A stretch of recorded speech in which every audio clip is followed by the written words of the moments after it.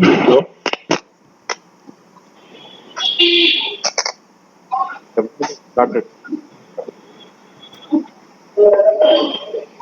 Muted.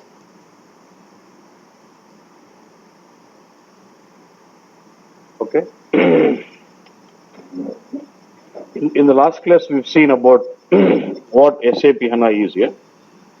We could understand that it's just an in-memory database here where it does store and process data in main memory, and it is also an appliance where it is a software comes along with the hardware, and it has got its own access engine where you can develop and deploy your applications and run on the engines, and does have its own web server which can respond to the requests coming from the web-based viewer. Yeah, that's what HANA is.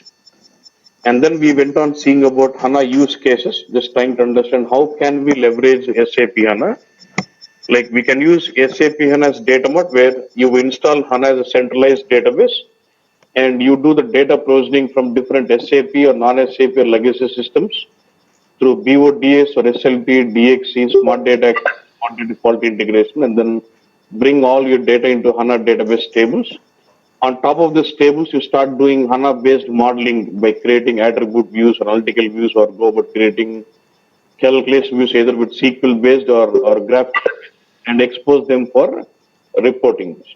And HANA basically exposes the objects with SQL interface and MDX interface. And any reporting tool which can consume objects through SQL or MDX can be leveraged for reporting on top of SAP HANA. That was as data mart.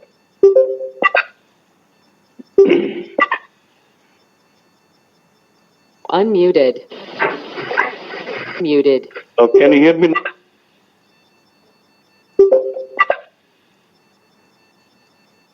Can you hear me? Yeah. Unmuted. See, what? I know. No? Can you hear me now? Muted.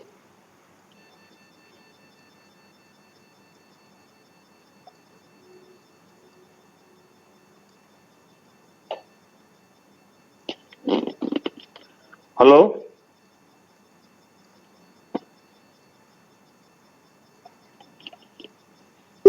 Okay. Okay. So maybe, and we could use HANA as database. Like say you have existing applications like BW, ECC, CRM, APU. All those applications can go about sitting on HANA database also. Then we looked at where we combine leverage HANA as database for SAP applications, and the same HANA can be used as for data marting. And then we could see we could even use HANA for developing your own custom application with native or non-native also. And we can have SAP cloud. If it is a cost factor, we can also use HANA on cloud also. So that was use cases. And there's been a lot of buzz around HANA about the performance, what it is giving, right? So we're trying to understand now, why is this HANA so fast? Yeah? No, it's not just about in-memory, but there are lots of the reasons. Now, so what makes SAP HANA fast? We're trying to understand what are the different aspects within the HANA database, which is resulting in high performance of the results. Now, there are a couple of hardware innovations which is resulting in high performance, and there are a couple of software innovations which is resulting in high performance. Now, when it comes to hardware innovations, it is with multi-core processing, multi-core parallel processing. We'll get into details of that. And having your data in main memory. They say that now the costing of your main memory has gone down when compared to previous years. So why don't we leverage RAM itself as a data staging area? Because if you have your data in the disk, the time taken to read from the disk is much more, 1 million times slower than reading it from main memory. Having this point, so they're trying to use leverage main memory for data staging of the.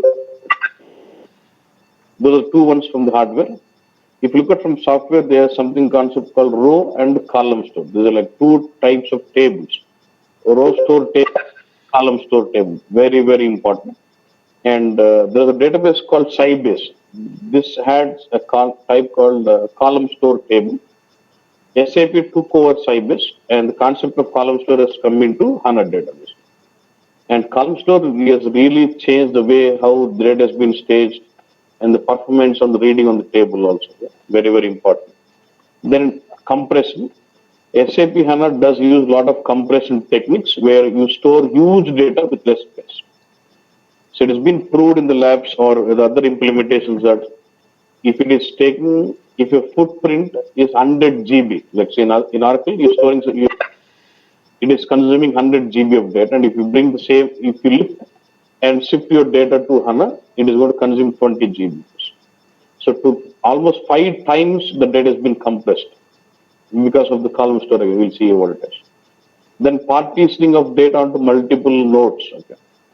Like say, if you have multi-node architecture where you have multi-server, multi-board, multi-motherboard, then you can basically have your table partitioned across the boards. Okay. We see. Then there's something called we're not no more going to use aggregates. If you look at BW, you build a cube again. You go but end up creating some aggregates. Now, do we have a limitation of aggregates saying that does hold data duplicate in both redundantly in cube and your aggregates? So we can eliminate that if it is BW or HANA.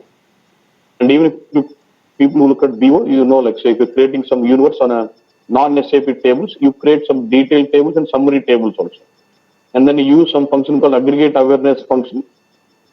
In IDT, they use something called aggregate awareness function. Depending on the query, it would read from the summary table or detailed table depending on the navigation. So they use that aggregate awareness function. So all the summary tables concept can be eliminated. What SAP says, you store it in any detailed form. I will handle the performance. You just dump the data into the table. It could be denormalized. It could be any detail. I will handle the performance. That's what again benefits, because if you have aggregate, you go about storing data redundantly or duplicately and wasting your space. And by eliminating aggregates, we're able to reduce the database footprint, what you go to bring into HANA base. Now let's get into each of this. Now, what do you mean by multi-core processing? Yeah. Now, normally everyone would have brought some system, right? When you buy a system, heard about these words like say, is your system dual core, quad core? You heard about those words? Yeah. So when you say dual core, it means you'll have a motherboard, you'll have a processor, and processor will have 2 cores in it. And when you say 2 cores, 2 processing can be done at a time.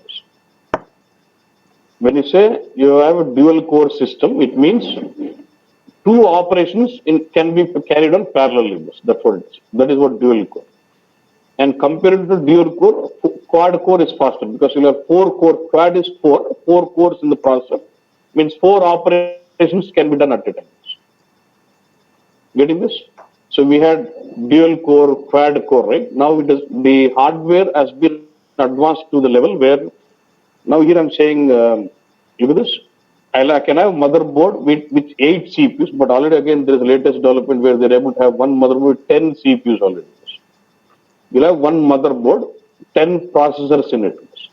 And each processor can hold 12 cores into it. So core is actually that part of the CPU which actually does your operation. So when I say I have a processor with 12 cores, means 12 operations can be done at a time. That's what parallel at a given point of time, I can process 12 operations with 12 cores, and each core does your operation. Clear?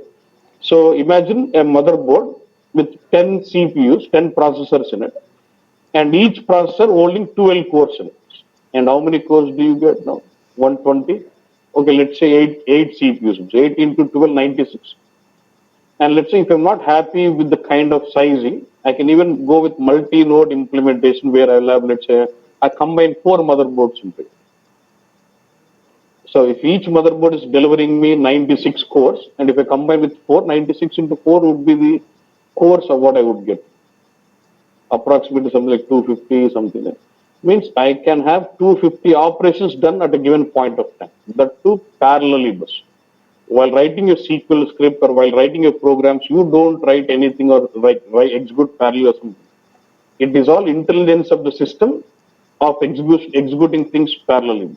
Let's say I've got statement 1, statement 2, statement 3. If these can be executed parallelly, system intelligence will identify that this can be run parallelly, so it executes parallelly. If you don't want it to run parallelly, you have to explicitly start writing a code saying execute sequence. Otherwise, by default, it is a parallel execution. Okay. So if you're trying to understand what is parallel execution, let's say I have a table with lots of columns. Let's say I'm trying to write a select, I'm trying to query my database. I'm writing, say, select column A, column B, column C from table. I'm trying to read 3 columns from the table. Yeah? So you would get to see the results. But internally, to speed up the processing of this query, what system does is the process of reading data from column A will be designated to core 1. The process of reading data from column B will be designated to core 2. And let's say again understand that the cardinality, the values of column C is huge. It does do horizontal fragmentation. Means it does split that column again 2 parts. And assign the part 1 reading into core 3 and the data of reading for core second part would be by core 4. It is all done automatically. You don't do any writing, no coding, nothing. Yeah? So splitting each column for different core, we call it vertical fragmentation. And the same column is split into further parts, we call that as horizontal fragmentation. It does do that. And the reading of these cores or data from 2 different cores. And you'll have 4 cores playing on this to read data from the table, combine its results and give it to you. Logically, ఒక మనిషి చేసేకి నలుగురు చేసేకి తేడా ఉండదు. So now what's happening now? 4 cores are getting involved in reading data for my query. Obviously, I should see good performance. What I mean is multi-core parallel processing is the hardware innovation. It's all built in the system. You don't write any code or nothing. So because of this, it is giving out tremendous results in the performance of the queries or the applications running on HANA. Next, about having your data in memory, there's nothing I can show you on the screen, but what they say is now you can have 2 TB of RAM in your servers now. If you can go up to that level, but if you see the biggest implementation of HANA now going with Reliance Industries, they're implementing HANA for 4G yeah? with 236 terabytes of RAM. That's the biggest one and in the world. And where the implementation is going on. Yeah. So basically, if you want more RAM, it's all about sizing, multi-nodes. You bring, let's see, each motherboard can have 2 terabytes. If I say like this, if I want 10 terabytes, obviously I have to combine 5 motherboards to formulate my sizing. Yeah. Yesterday I was speaking to some person from HP. Yeah. He's a high-end guy, and he was telling they are the hardware partners for SAP. They were manufacturing hardware for SAP HANA. They had a lot of problems in the server because they give server sizing like XS, small, extra large, and now customers buy with say 5 terabytes or 10 terabytes, and they're not to scale up from there on. They have problems like this. So they get the server 5 TB, and they're not able to scale up the server when they have requirement. So now they have come up with a new server name as Hawk. They were calling it Hawk. They come up with Hawk servers where they can even enhance it also later. Automatically enhance server. That's what he was saying. And then let's look at what are the innovations from the software side, which is basically resulting in the performance of my HANA systems. Yeah. One is column store and row store. See, store and table. Ultimately, any database you look at, like a SQL Server or Oracle or DB, anything you look at, what do they do? They store data. And you store data in form of what? Table. Yeah? And till now, what are the table we've been referred with RDBMS database like Oracle or SQL or MS Access? It was all row store tables. Yeah? But in SAP HANA, you do have row store tables and column store tables also. Now, what do you mean by row store table and what do you mean by column store table, and what are the advantages and limitations of each of these? That's what we'll have to understand. Okay. See, whether it is row store or column, when you try to see the content of the table, it is always shown you like this. You always get the columns and the rows. The system is not bothered about whether it's stored as row or column. But when I try to say, show me data of this table, you obviously get to see like a matrix. But does it store like a matrix in the backend? In memory, does it store like a matrix? No, right? It does store in a different mechanism. But when you read it, obviously it does formulate the address memories and then collects it and then shows you like a matrix for it. Yeah? Yeah. Now you get to see table like this, but in the internal mechanism, how does it get stored is different. Whether it is row store or column store, when you try to see the content, you would get to see the same way. But when you go about creating a row store table, how does it store internally is different. And if you go about creating a table as column store, how does it store internally is different. Okay. Now let's look at this. You know what is column of a table, right? Country is one column, product is one column, sales is one column. Yeah. And you know what is the row or a record? Each row is like record, right? Now look at this. Now row 1, India, chocolates, 1000 is row 1. India, ice cream, 2000 is row 2. Germany, chocolate, 4000 is row 3, and this is the row 4. You now understand what is column and what is row. Yeah. Now when I model this table as a row store table, yeah, what does each row is stored in a continuous memory location. Let's say it takes row 1, chocolates 1000. It will be at one address. Address at memory address or a page. In main memory is always organized in pages. This row will be in one page or some page, 8-bit page or 16-bit page. And this row 2 will be in one memory, and row 3 is at one memory, and row 4 is at one memory. అన్ని controls ఉంటారని కూడా చెప్పలేదు. ఎక్కడ space ఉంటే అది పెట్టుకుంటా ఉంటుంది. row 1, row 2, row 3, row 4. Yeah. So each row is stored in a row ఒక దగ్గర ఉంటుంది, linked list అంటారు. So each row of a table is stored at one memory, continuous memory location, but row 1, row 2 may be in same continuous, or it could be in different memory address also. But row is together. That's what it is. Okay. And if I say column store, if I model this as a column store table, all the values of one column are stored in one continuous memory location. Even country, all the values of the column country are stored in one memory. All the values of the column product are stored in one memory, and all the values of sales are stored in one memory. Yeah. So as soon as you see, look at this, all column values of the column country in one memory location. All the values of the product is in one memory location. All the values on sales in one memory location. Right? So as soon as I tell you that they've been storing like this, your doubt is, how does system know that India is mapped to chocolates and then this is mapped to, how does it have linking of this? Kada. ఒక కాలం ఓ దగ్గర పెట్టినప్పుడు ఈ కాలంలో ఏ value ఆ కాలంలో ఏ వాల్యూకి link అయింది అని doubt కదా. Next, in case of column store, when it does store the values of each column in a continuous memory location, the next point is we need to understand how does it recognize which value of this column is mapped to which value of the other columns. So it does use something called positioning indexing, through which it can recognize which value of this column is referred to which value of the other column memory location. It does use something called positioning indexing. Okay. So if it is column store, it does store memory in this format. If it is row store, it does memory in this format. Do you understand what is row store? What is column store? Now we'll have to analyze these tables, which is better for us. So would I prefer row store or would I prefer column store? Now tell me which one would you prefer? Column store. And let's see.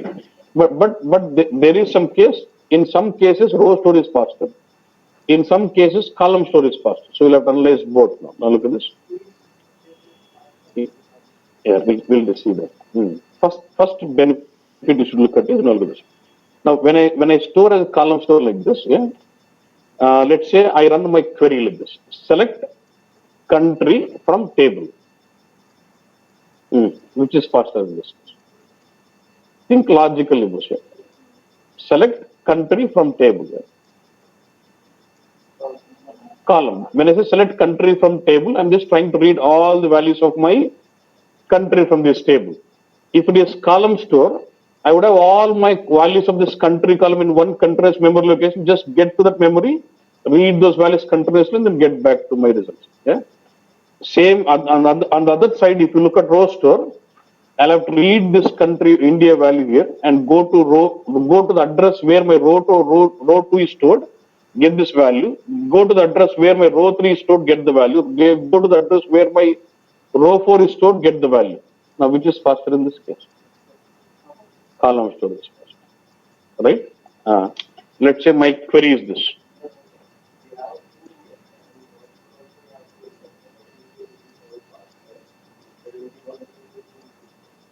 Why? But let me finish this topic, then you'll understand. Done.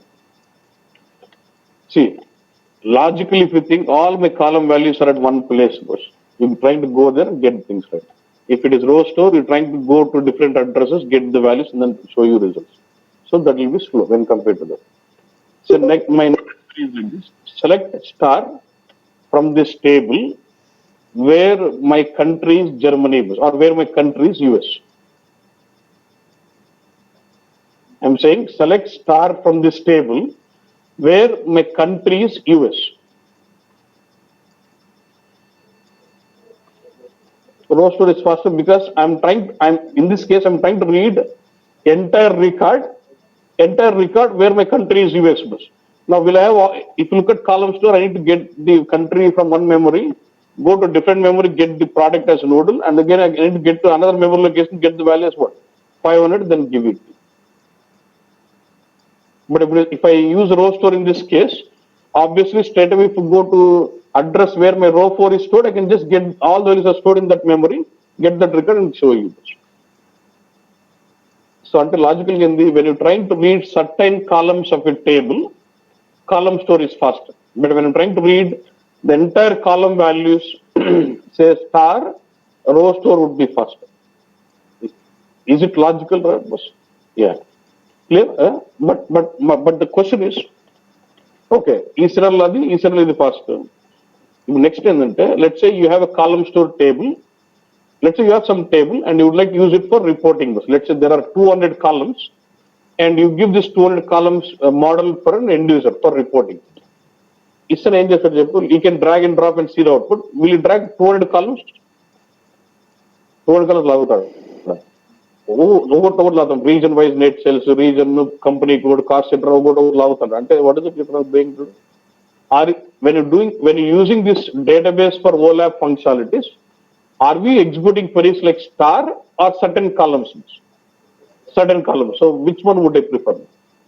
Column store. So when you're using more for analytics, OLAP analytics, I would always prefer all my application tables as column store table. Clear this? That's one benefit. And one more benefit, look at this. Now, do I show you here as India, Germany, US first? Now what it does not store duplicates like this.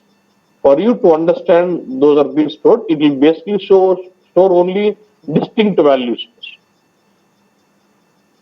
Ante India, Germany, US ante only India, Germany, US pettukuntundi. And this India will be mapped to two columns in this, chocolate and ice cream. But in that column address, it does store India only once only, not the duplicate. So with that, will it reduce the space? Are you reducing the space to store the table? Imagine I have a table with 1 million records. Imagine I've got a table with 1 lakh records, and I've got a column called region. And the cardinality of this region is only 4, north, south, east, west. If I look at this column, I will have 10 lakh values, 1 million values. Okay, but ultimately, if I see distinct values, there are only 4. So in case of column store, if I look at the memory size required to store that column region, it's only 4 cells. But if I end up storing the same table with row store, will I end up storing 10 lakh cells for the same region? Is it a benefit to us? This concept, but what is now we started saying, even though table is denormalized, I don't mind. Since previously we used to have a table as row based, we are more focused on normalized tables, denormalized tables, because if it is denormalized where you have redundant data, it is occupying a lot of space. But if it is column store, each column is stored in one memory location with distinct values. Actual reason లో 10 lakh cells ఉన్నాయి, కానీ అంత కలిపి district duplicate పీకేస్తే 4 మిగులుతాయి, ఆ 4 store చేసుకోవచ్చు. So is it doing a lot of compression of database? So because of this again, it does use a lot of compression techniques and reduce the database footprint into HANA-bus. Where database నుంచి data ఎత్తుకుని ఈ database పెడితే when you do a lift and shift of the data from different database to HANA, it is shrinking the database because of this again, one of the point why the data has been, the footprint size has been shrink down. Clear on this? Yeah. That is one. Now, next question is, let's say, imagine you heard about table BSEG, FI table, it's a huge table, right?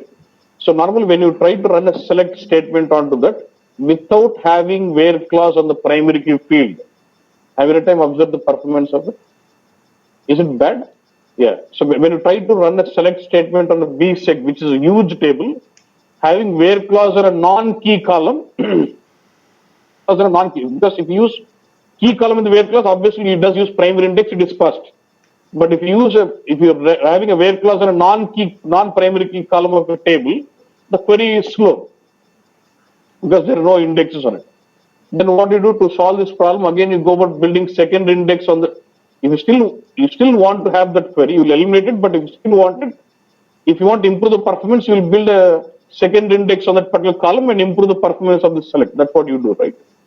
Now, what SAP says here is, in case of a column store table, each column values are stored in one memory location with duplicates being removed.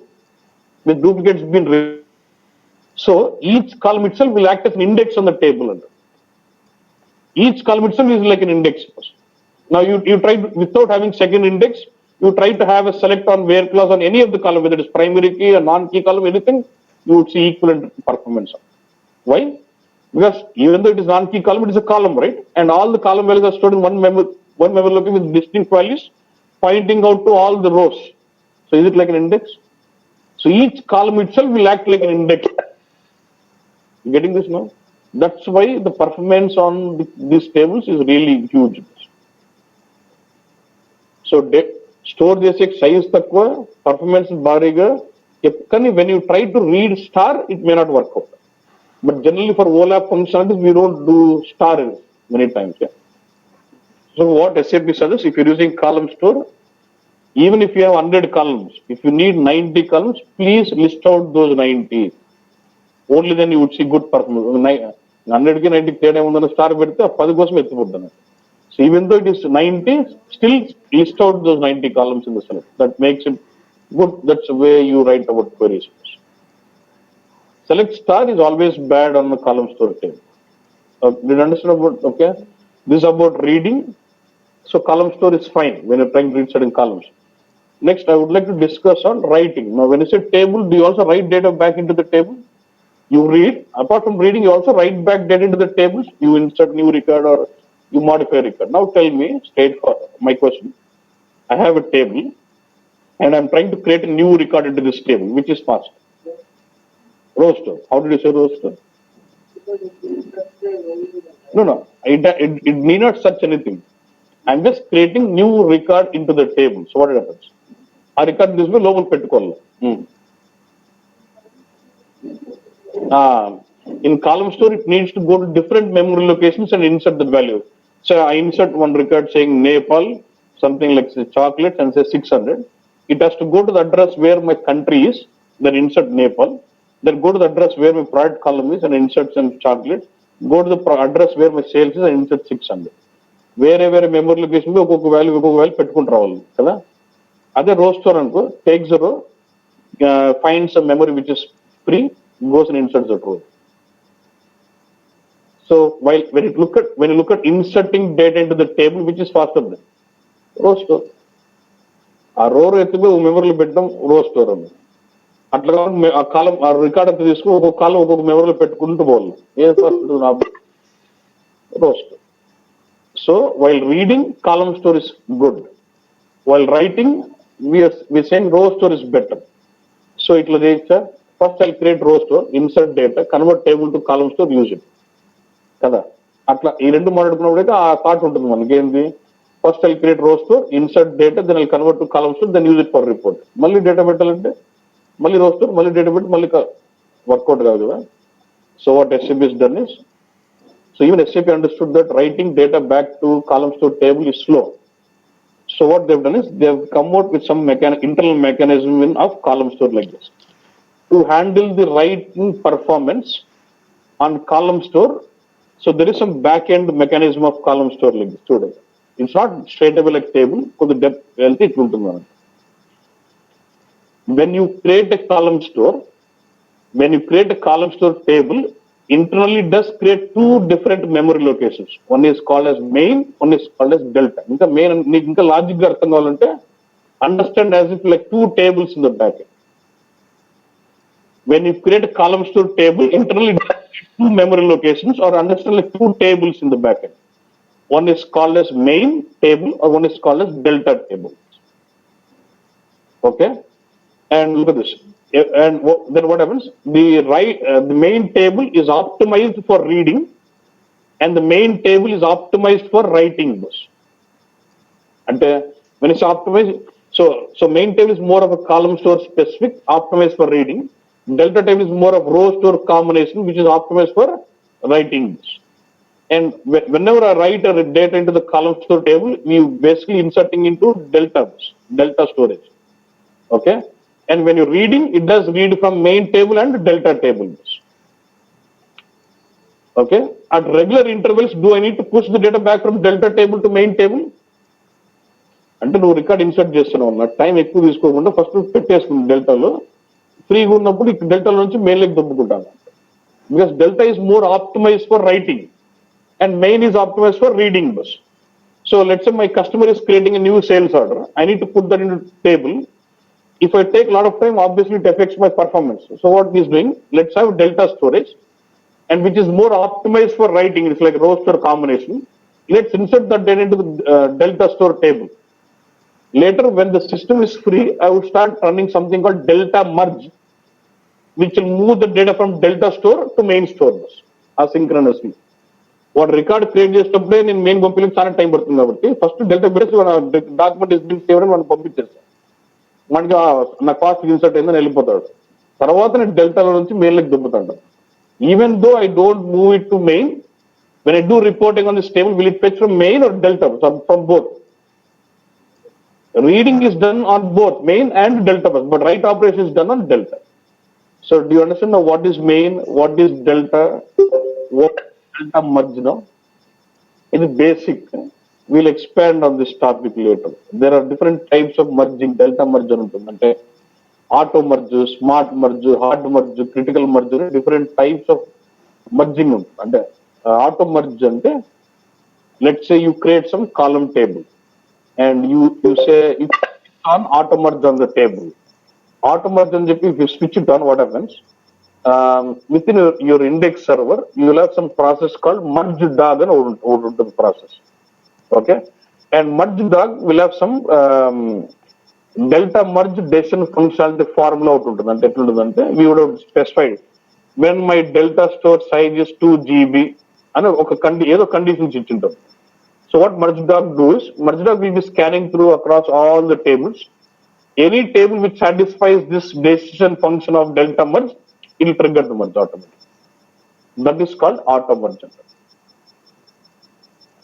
Okay, and then there's something called smart merge. So we'll switch off the auto merge.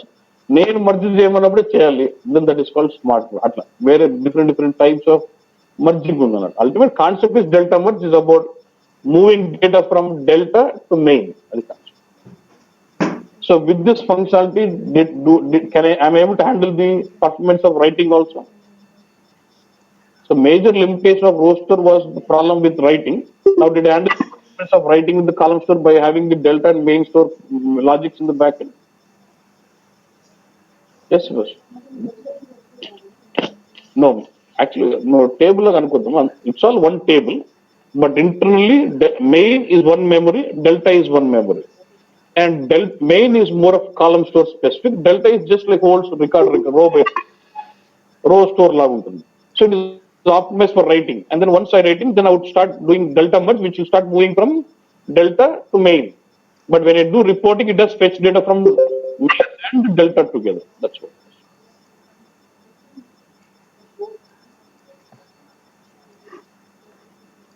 You mean to say when there is data in delta, the reading would be slow. And then you keep doing delta merge. Generally about cube. What happens when you load data, will after compression will the query be faster?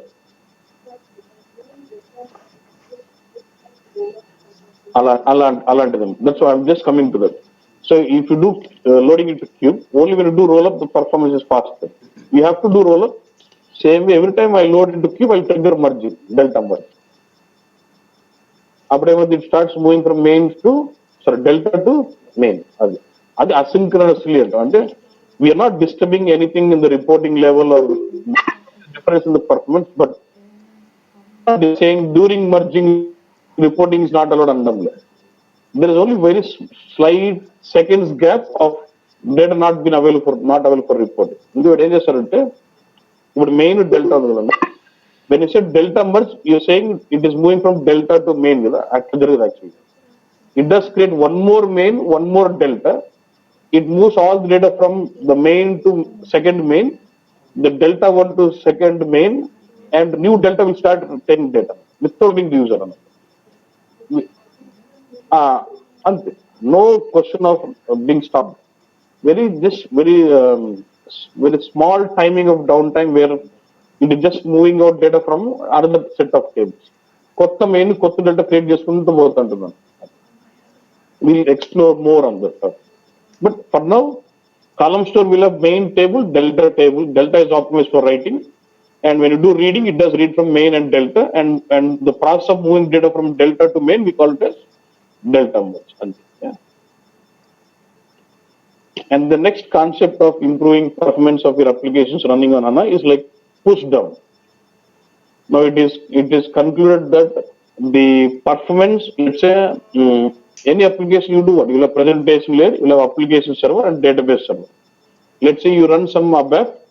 Let's take ABAP application. Let's say you got database, you got ABAP, and then you got some interface. When you fire out what happens, you need to process some database. What do?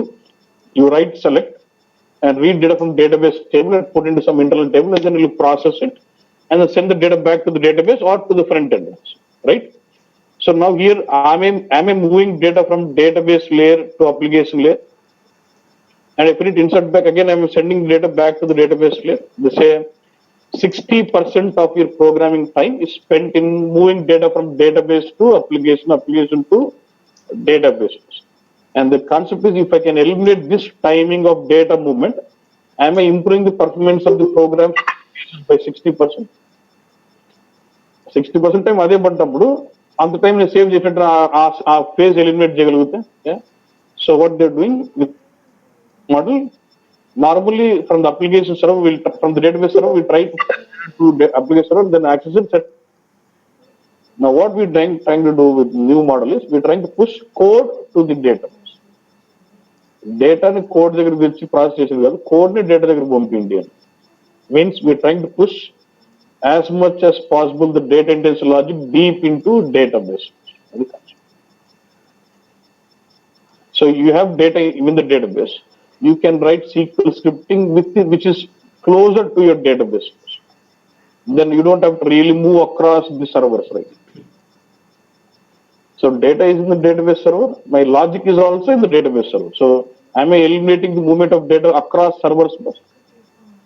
That's where, so it's about logic. So with the new applications what you're developing, your focus would be on pushing as much as possible the data intensive logic deep into HANA database.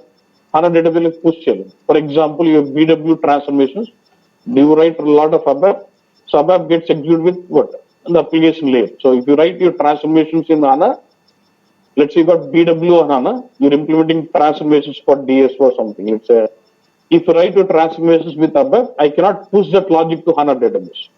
If I can't push that to HANA database, obviously my performance will not be better. So what I can do, I can eliminate this ABAP and implement something called SAP HANA SQL script export routine. I'll start implementing SQL script for transformations. I'll implement my transformation not with ABAP, no, I implement with SQL script. Now, can my database understand SQL script? Is it now, am I pushing the transformations to deep into another database? That can I get the performance of Adhikans? So in that case, am I pushing code to the database? If I'm writing with ABAP, means what? I'm reading data from database into programming, application server, and then processing it. If I'm writing my logic with scripting is what? I'm pushing code itself to the place where data is there. So it is improving performance. That's where by using the pushing code to the data, you can improve the performance of your applications running on HANA database by eliminating the movement of data from database server to application server. That's a new programming model. That's what they're focusing. Right. Yes, the database. See, transformation is not like taking to any database. Not, let's say you're writing export routine. What is it you do? Are you taking to database?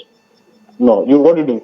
You have data in the source package. You have in the result package. You're consuming data from the result.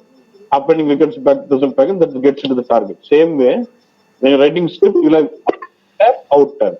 You go over reading data from in tab, assign the data back to out tab. What are the results you put into the out tab that gets into your target? Well, that's all. Let's say again you're doing some lookups. Normally you write transform with lookups, right? Lookup ఏం చేస్తావు using start routine, you bring in internal table, then you do straight away. In the scripting, I would start writing select the table. I read table directly.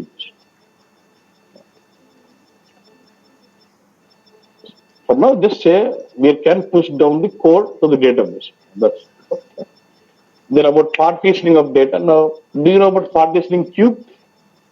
By year, month, or fiscal period, you do partitioning. Same way, in the database concept, we have partitioning of table. Let's say I've got database table. I can do partitioning. I can partition my table. You know, just splitting up into multiple blocks. I'll have different partitioning like hash partitioning, range partitioning, and different partitioning. And I can go with multi-level partitioning also. I can use hash, range, and the combination of change. Then when we're doing this partitioning, what happens? I can do something like this. Say, create partitions on this table as per number of servers. Next, there will be something main component index server which actually handles your database. In a multi-node architecture, you'll have multiple index servers. అంటే నాకు 4-5 ఇన్స్టెన్స్లు కలిపి ఒక server లాగా పెట్టినాను పెద్ద హ్యూజ్ది 4 index సర్వర్లు ఉంటాయి. అప్పుడు నాకేం కావాలంటే I want partition this table let's say into how many blocks అంటే ఎన్ని ఇండెక్స్ సర్వర్లు ఉంటే అన్ని కావాలంటే I can say create partition so and so as per server number అంటే నంబర్ ఆఫ్ సర్వర్స్ ఎన్ని ఉంటే అన్ని పార్టీషన్స్ క్రియేట్ అయిపోతాయి. క్రియేట్ అయ్యి ఒక్కొక్క పార్టీషన్ ఒక్కొక్క సర్వర్లోకి వెళ్తుంది. And I can also alter the partition by movement. అంటే ఇప్పుడు ఇది వద్దు ఈ పార్టీషన్ ఈ సర్వర్ నుంచి ఈ సర్వర్లోకి మూవ్ చేయని కూడా చెప్పొచ్చు. I can control it explicitly like that in a multi node concept. So with that what I'm doing is I'm basically splitting the partitioning my data across multi node. Multi node అంటే నువ్వు ఒకే instance అనుకున్నా ఒక HANA server అనమాట. నాకు HANA server పెద్ద size కావాలి. పెద్ద size server కావాలంటే ఏం చేస్తాం? ఒకటి సెంట్రల్ ఇన్స్టెన్స్ చేసుకుని you will install multiple dialog instances. All this together will be referred as HANA server కదా. In that case is it multi node bus అంటే మల్టిపుల్ మదర్ బోర్డ్స్ కలిపి ఒక సర్వర్ అన్నట్టు. ఒక్కొక్క నోడ్ అన్నట్టు. And from each node you will have 1 index server. అంటే అప్పుడు నాకు 5 ఉన్నాయి ఇంకో 5 ఇండెక్స్ సర్వర్లు ఉంటాయి. నాకు I want to partition my table such a way that one part of data should be in index server 1, one part of data is in index server 2, one part of data is in index server 3, 4, and 5. And when I run my query, I can parallelly read from different partitions or different.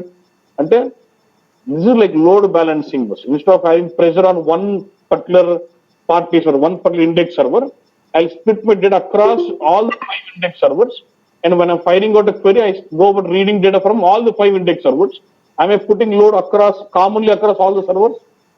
అంటే ఒక server మీద pressure ఎక్కువ పడి ఉదాహరణ తక్కువ పడిపోవడం common గా pressure పట్టినట్టేనా? That's about partition. Getting what I'm saying? And then obviously you'll have like standby and failover. And for example, if certain node fails out, we can have standby and failover nodes. And blades on it. Like you can understand like blade servers where standby failover ఉంటాయి. If something fails out, immediately other node takes care of that. అది concept. Okay, boss. So next, we're getting to, okay. Now we see HANA architecture tomorrow, but now this.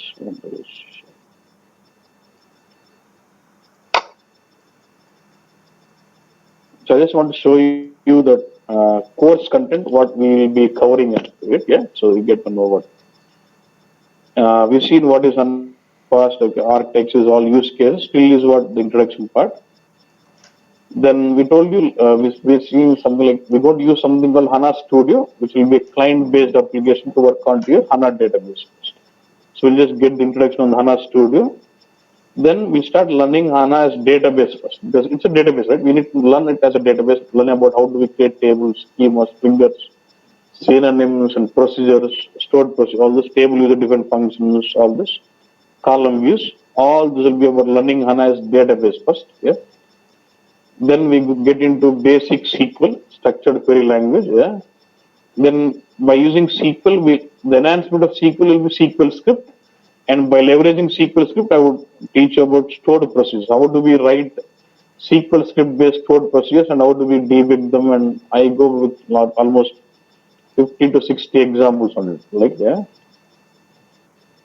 Then that's about learning HANA as database, yeah, with SQL and all the database artifacts.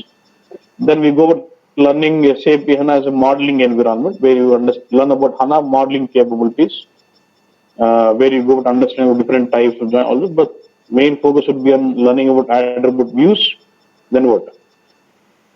Model analytical views with all the other options into it. We're not getting into that, but there's something calculation views. There will be small options which I will be touching almost every checkbox of it. Marvel. We do a little bit at the same way. These are all small options. I'm not touching them now. Next, what is it? Next? We get into something called analytical privileges. It is more or less like your analysis operations in BW. How do you control data level security or data level operations? Yeah. Where you can making it fixed static, or you can also make it dynamic by using stored procedures. Yeah. And then we'll get into something called decision tables. Normally, let's say I have a table, I have a record. If I need to update the record, I use update statement. In SQL, I use update statement and update the record. So same way, I can also write an update statements. Instead of writing update statements, I can also leverage decision tables for updating data into tables. Or I can also use it for performing what if analysis. For example, I see my revenues with some price. I just want to see if I increment my price by 10%, what could be my revenues? At the what if analysis compares early, and I can still leverage decision table. So all these 5 aspects would attribute view, analytical view, calculation view, decision table, and privileges. We would cover it as modeling environment. Then we get on to performance tuning and debugging of those. How do I debug those views? How do we tune those views? About understanding about engines like join engine, roll-up engine, calculation engine, different kind of options with visualizing plan and explain plan. We get into that. Then we deal with something called text analysis. How do you process unstructured data? That's important, but still we can spend some time on it. How do we process unstructured data? For example, I get some reviews on a product and I would like to do some sentiment analysis on top of it. I get still leverage. So you'll have different kind of configurations. You can go over creating your custom dictionaries, yeah, and then to get that done. And then we deal with something called full text indexes here, which does create your text analysis. Basically, you have a review, right? It takes a big string and splits into tokens and then gives you analysis on it. Yeah? And then we get on to reporting. See, I'm not teaching you on BO, yeah. I'm just focusing more on Design Studio. And the other part, what I'll do, I'll just show you how do we expose those. So I've got HANA models. How are these exposed to all the BO reporting, like overlap analysis or for IDT or WebD or say Limura or Design Studio? How are these exposed? But Design Studio will spend some time on it. That's a new tool here. And then we get into data provisioning with using BODs. BODs also not teaching you complete BODs. Basically, I'll just spend around 3 to 4 hours on BODs, just showing you how BODs can be leveraged for getting data into HANA. And I'll also focus on how do we integrate BODs to BW as a source system. we can also integrate BODS to BWS. So I will focus on that. And then SLT, we'll get into in-depth of SLT. DX again in-depth and flat file imports, bulk loading, and then smart data access, smart data quality, again I get in-depth, okay. And this is about transporting HANA objects. I'll just show you how do we transport HANA objects with BW powered by HANA, with normal HANA, how do we transport. Then we get into learning about SAP HANA native development. How do I develop? How I only focusing on HANA native framework. How do I create UEFI applications? How do I create services on OData, and how do I create my database table? Here I'm not. My focus is not making it complex, because this scenario would be rare. But I just want you to be familiar on. See, any application you do, obviously read from database or you insert data into the table. So I'll just show you, demonstrate how do we create some HANA native applications which can read from database and project on the browser. And when I do some changes on the browser, how does it get saved into your database? ఆ రెండు logical పట్టుకుని నువ్వు ఎలాంటి application future నీకే time bad అయ్యి అలాంటి జాబే నీకు వచ్చింది అనుకుంటా. ఆ నాలెడ్జ్ తో నువ్వు ఎట్లా ఎక్స్పాండ్ చేసుకోవచ్చు. That's basic I would give you. And then we get on to BW powered by HANA, where you learn about HANA optimized queues, HANA optimized DSO. Now no more HANA optimized DSO. If you have HANA optimized DSO, you'll have to reconvert it back to normal DSO. And then transit provider. How do we consume HANA models in BW? So you've got attribute view, analytical view, calculation. How to consume them in BW? And if I've got BW objects like DSO, cube, or master data, how do I consume in BW? How can I import them as HANA models into BW?